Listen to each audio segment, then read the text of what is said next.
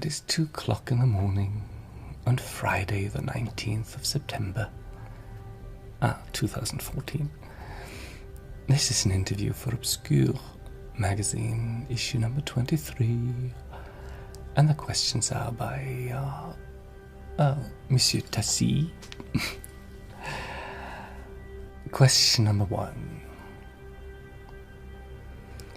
You explain in your official site that Mitternacht and Poetica work very well together and are related. It reminds me of what you had said to me when Poetica was released. The fact that the album was your Poe, your connection to Poe. Is Mitternacht related to Poetica because it is particularly autobiographical?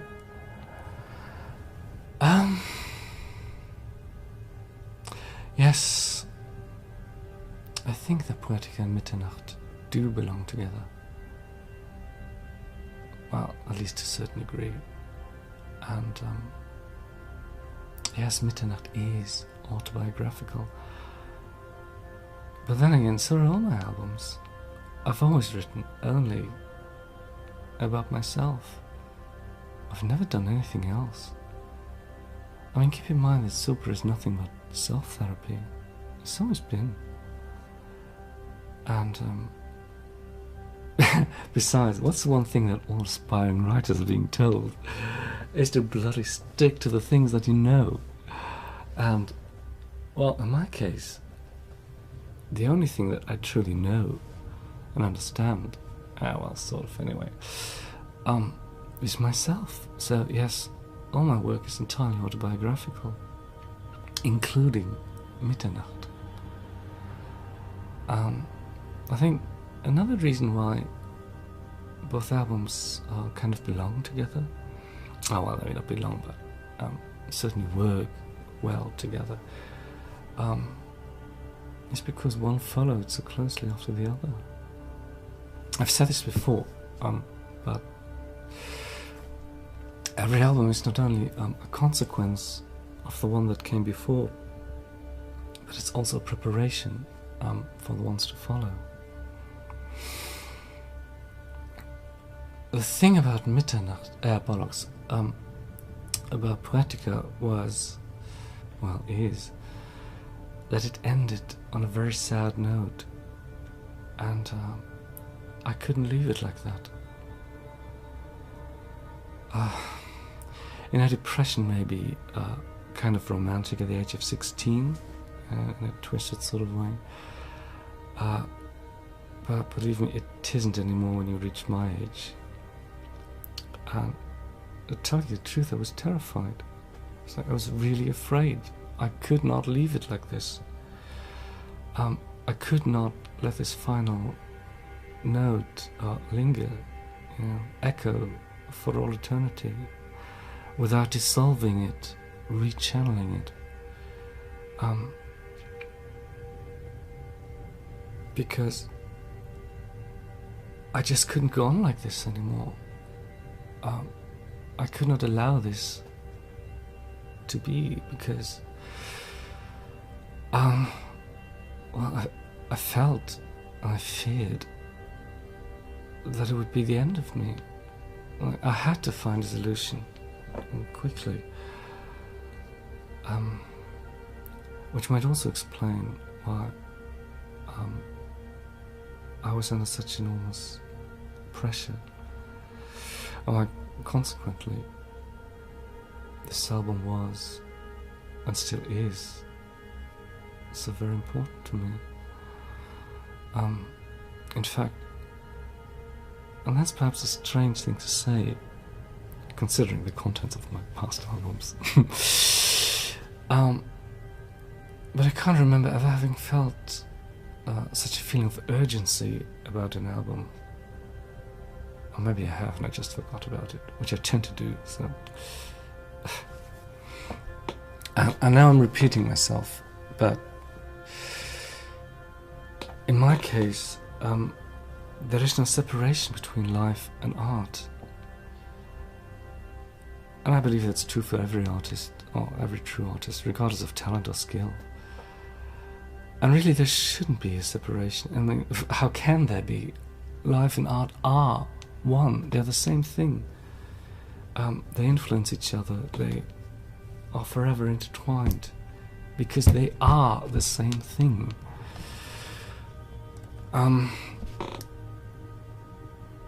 So as I try to find a solution to my situation, I encountered something that caused even greater pain. I mean, it was ridiculous. I mean, I was hoping to change things for the better, but it only got worse. I hadn't felt so extremely miserable in a long time. I mean, there were days when I was fucking crying on my way home, like in broad daylight. And those were the good days. It's like on others I couldn't even get out of bed. But it was necessary. Again, this may sound strange to some people, but I'm eternally grateful for this. I learned things that only had never encountered before, but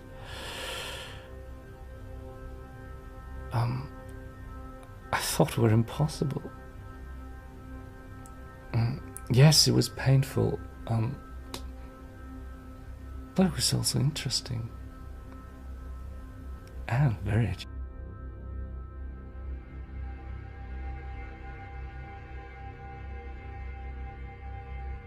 Question number 2.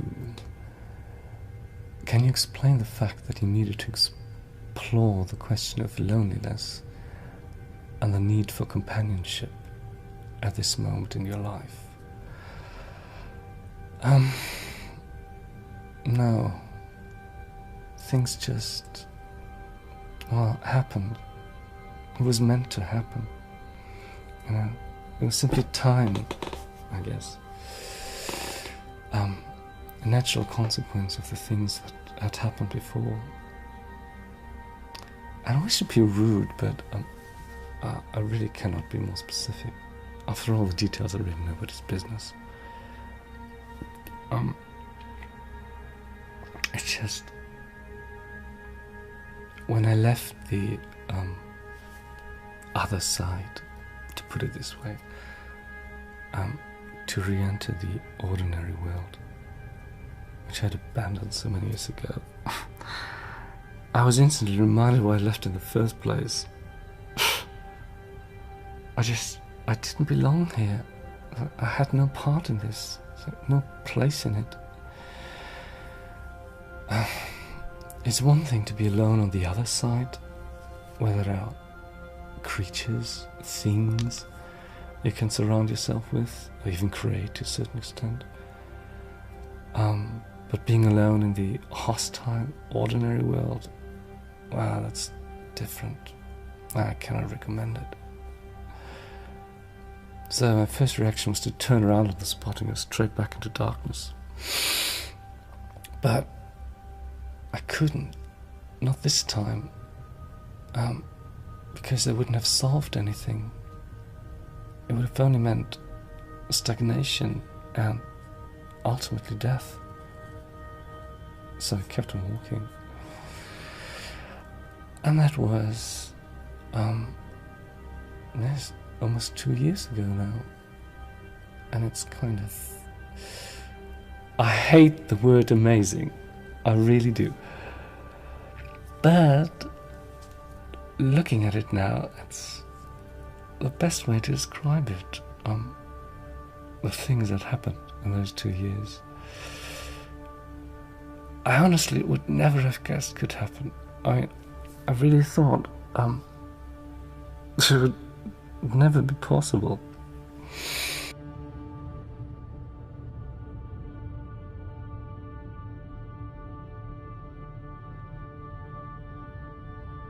Number 3. Where did the idea to record a cover version of La Prima Vez come from? Oh, the idea? I don't know. It just developed. as it is with art, it grows. But what I can tell you is where I encountered the song for the first time. I was watching Wim Wenders' dance film Pina, and on the soundtrack there's a version of that song by what's his name? Logan 5? No, wait, Owen 5? Owen 5e? Owen Fifi? Fifi? God, I don't know. Whatever his name is pronounced. I've never heard it before, but I immediately liked it. Because it had a beautiful melody, and that's what drew me to it. Also caught my attention. And as is often the case with these things, sometimes you may not necessarily know what it is at first. The thing that attracts your attention. Quite often it's entirely subconscious, but once you take a closer look at it, you see what connects you to it. You see the relevance it has for you.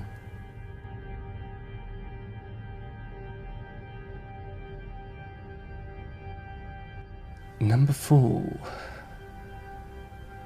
I have to ask you the same question for Bang Bang. Why did you choose this song? Oh, to be perfectly honest, I cannot remember. I really can't remember what gave the impulse. And that's actually a good thing, because it means that the problem, or the inner conflict, if you wish, has been solved. Dissolved. It's a strange song to begin with. Silly, even, in the original. I mean, it was written by Sonny Bono. But for whom exactly, I don't even know. Either Nancy Sinatra or Cher. I don't know who came first. Well, it doesn't matter anyway. Both versions are great. Actually, Cher has many great songs. I mean, Gypsies, Tramps and Thieves is fabulous. But of course I cannot do that. I mean, for one, the music kind of sounds like Sopor anyway, to a certain degree. So that would be pointless. And, well, let's face it, I wasn't born on the wagon of a travelling show. Oh, thank goodness for that. But back to Bang Bang. Yeah, it's a strange song, and in my case, it doesn't just refer to one particular thing or person, and it keeps changing perspective. It's more about a state of mind, if you wish, a neurotic notion, a dependency, that sort of thing I dealt with on the Triptych of Ghosts. The interesting thing for me, however, was that I initially thought I would, well, I mean, not mock it, but be kind of ironic about it, basically like I did with Bonnie Tyler's Holding Out for a Hero. But when I was in the studio, I couldn't do it like that. I had to do it seriously. It was the only way. And it makes sense because there is no irony on the album at all. And that's actually a thing that Mitternacht has in common with Poetica.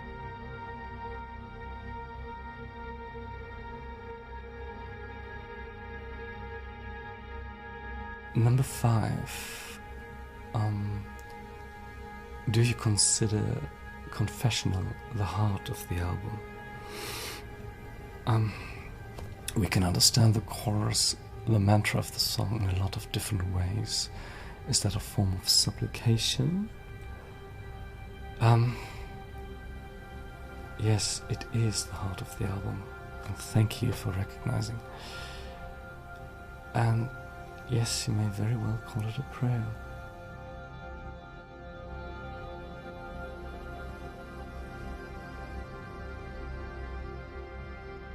Number 6 is the album titled Mitternacht, a reference to the heart of the night, the symbol of the moments when the feelings of loneliness are at its strongest.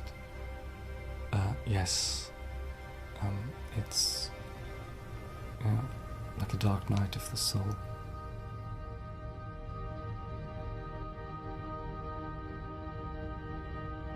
Number 7. When you sing beautiful, do you think about someone in particular? Well, sorry about that, I cannot tell you.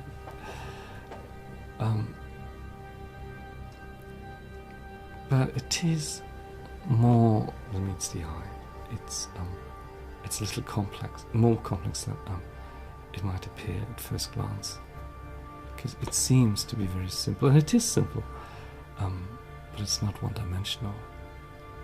But, well, never mind that.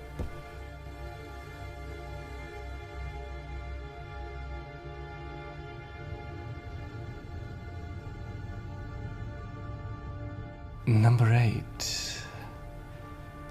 You sing in a totally new way on certain songs, like on You Cannot Make Him Love You, for example. Could you tell me more about this experience of the voice recordings of Mitternacht? No, there's nothing to tell, really. Recording the vocals, it was the same as always. I mean, you're in the studio and then you do it. If it sounds different than how I usually sound, which I don't think it does, it's because the song or the content demanded it.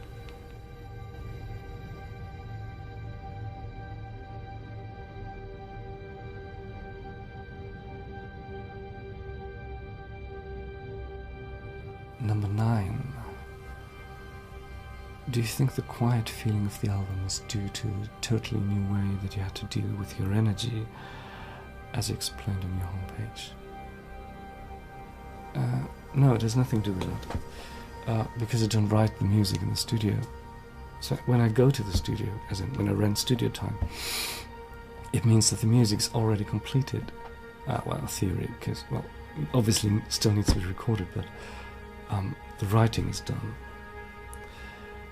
Though, admittedly, it's not written in stone. And there's always room for, well, chance. Fate, you might even call it. Sometimes things fall into place. And, well, there are the vocals, of course. I never know in advance what's going to happen there, because, as you know, there are no rehearsals. Would you say... Oh, question number 10.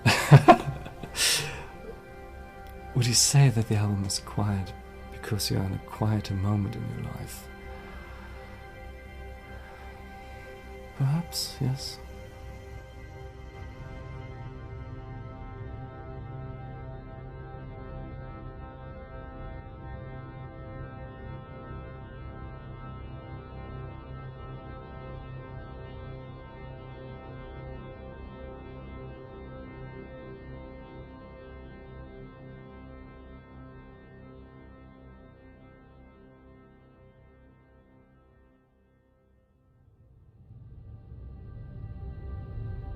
Number 11. Music box and theremin have become an essential part in your music. How would you explain this? Now, I feel that those instruments are Sopor Aeternus. Yes, they are, aren't they? I agree. Well, I've talked about the theremin, or the theremin-inspired sound, before. Oops, sorry. As it being this beautiful bridge between the cold synthesizers and the warm violins. And yes, there's this quirky, childlike thing about the music box, and all those percussive pling-plong instruments that keep haunting my albums, like the toy piano, for example. which happens to be right behind me. Where it is, there.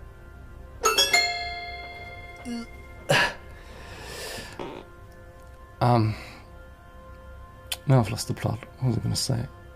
Oh, right, toy piano. Well, when the album was recorded, it sort of slowly dawned on me that the damn toy piano was in every bloody song. Well, at least on the first half of the album. And admittedly, I did worry for a second, thinking, oh, have I perhaps overused this? But, well, there was nothing to be done about it, because that's how it was, and it had to be. But, you know, I always worry. I can't help that. Number 12. Oh, the final question. That was quick. Is the perspective of releasing Mitternacht harder than it was with the previous albums? You explained on your homepage that it has to be done, but the sharing of this work seems particularly delicate for you. Why? Because of... well, you have to understand that what you hear when you listen to a Sopor album is not what I hear. Remember that the music is like a byproduct, you know, a waste product almost, of a psycho-spiritual process and of magical work. What you get is only the end product. Meaning when you listen to a Sopor album, you only hear the quote-unquote stories, whereas when I listen to it, I see and relive all the events that have led to this album. So what I'm trying to say is, it may very well be that what you hear is just a nice collection of singles with lyrics that may not necessarily make any sense. Whereas for me, who has all the keys to its oh, what's it, symptoms? To all its symbols, it's incredibly intimate and revealing. Like I feel naked and vulnerable.